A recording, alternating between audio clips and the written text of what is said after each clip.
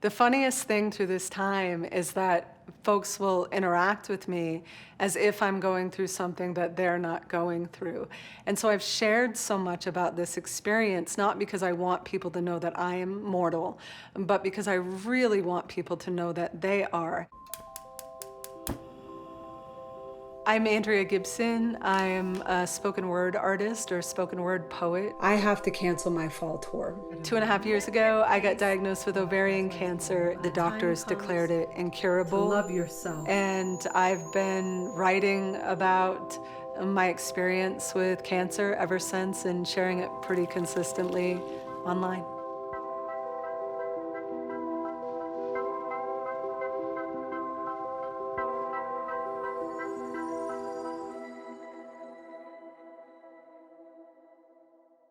Where I love squirrels.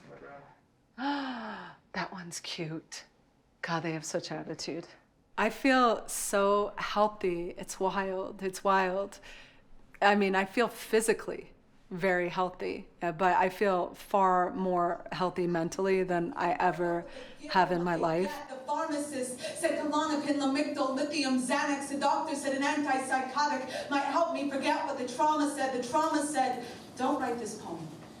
Nobody wants to hear you cry about the grief inside your bones. Prior to cancer, I was extremely depressed. I was drinking regularly. I struggled with suicidality, not because of depression, but because the amount of fear that I lived with.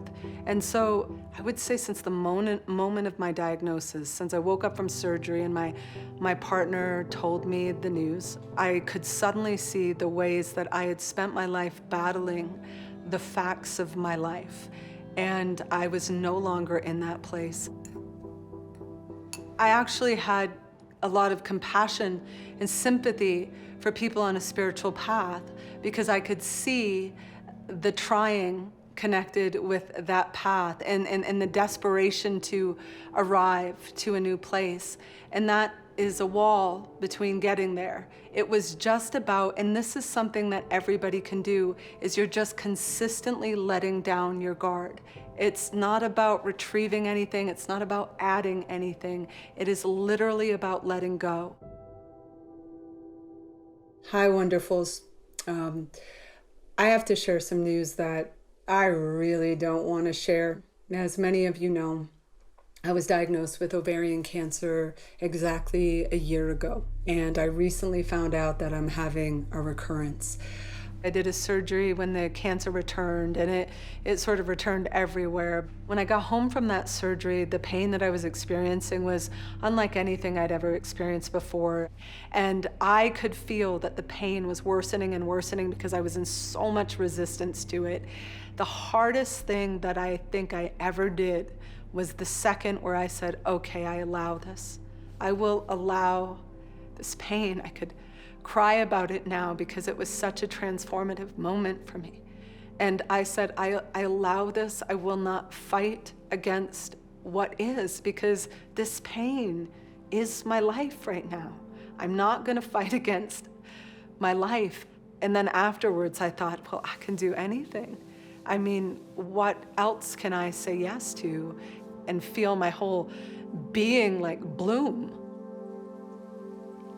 When people ask me now if I'm out of the woods, I say, I'll never be out of the woods. There's something so beautiful about the woods. You tap into the brevity of something and all of a sudden everything becomes more special.